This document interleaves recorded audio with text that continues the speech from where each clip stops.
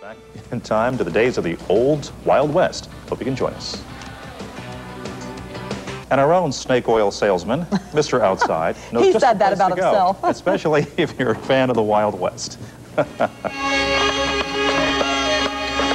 If you're looking for something to do this evening and you like tales of the Wild West and good entertainment, boy, have Victory Christian Academy have a treat for you. This is Lamar Banister, known as Dr. J, traveling medicine man, and he claims he has a cure for it all. Memory loss? Absolutely no problem. Listlessness? We have the cure. Weight loss? What makes this show so special is that the proceeds go to the Christian Academy, and until Dr. J, traveling medicine shows were thought to be extinct. I do a lot of things that were done in the medicine shows, but nothing that I found where one person did as many things as you'll see tonight. So actually, the medicine show still lives. But tonight, he's not only doing medicine, Dr. J knows guns, knives, bow whips, and other weapon tricks. After seeing this, I was impressed. So I talked the good doctor into giving me a swig of the old juice. I felt so good, I tried to do some tricks like the medicine man. Bad idea. I think you better give that back to me. Yeah.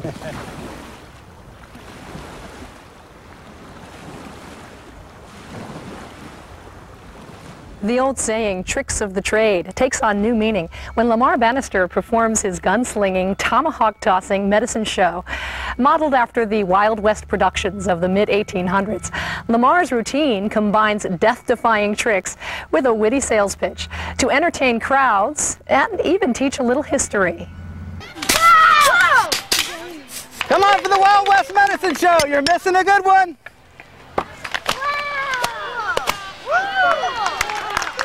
Time for another snort. Woo!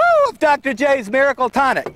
Whenever you saw a medicine show, you never knew what you were going to see. They were paying for the entertainment as much as they were for the medicine itself. Yes! One guy would come into town and he'd put a skull on the road. And he'd sit down and he'd look at the skull for about an hour. And then the people would gather and then he'd stand up and he'd say, "Ladies and gentlemen, I have for you distemper, disillusionment, disappointment, dyspepsy, and that Coke."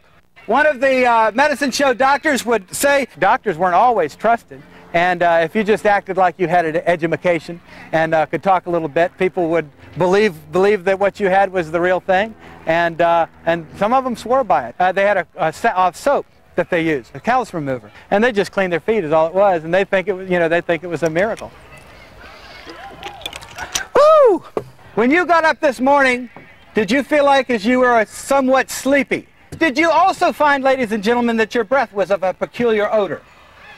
That's what I was concerned about. But ladies and gentlemen, have no fear, Dr. J is here. It also cures tonsillitis, arthritis, appendicitis, diverticulitis, titus 2, 4, and 5. I tiz and you tisn't. The kind of mystique of the medicine show is that everybody was a crook. They were all charlatans. Some of it was a hoax, and some of it were very honest people that were trying to make a living. They'd travel with their families, and they would preach a little gospel at the end. Mine is kind of cornball, and that's because a lot of the Wild West shows, they're pretty corny. 9 out of 10 doctors recommend.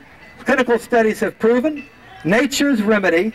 One of the things that I get concerned about is people just kind of forget how things were. I think loneliness was just a major thing back in those days too. And that's why they wanted to gather.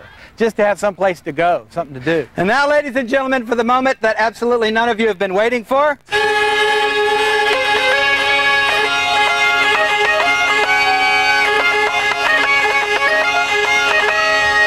In every period of history, everybody said those were the good old days. Some of the things have been lost. But when you think of what it took for the people to live back in that period of time, and right now you can just get on the internet, it was a hard life. These are the good old days. And now another death-defying act.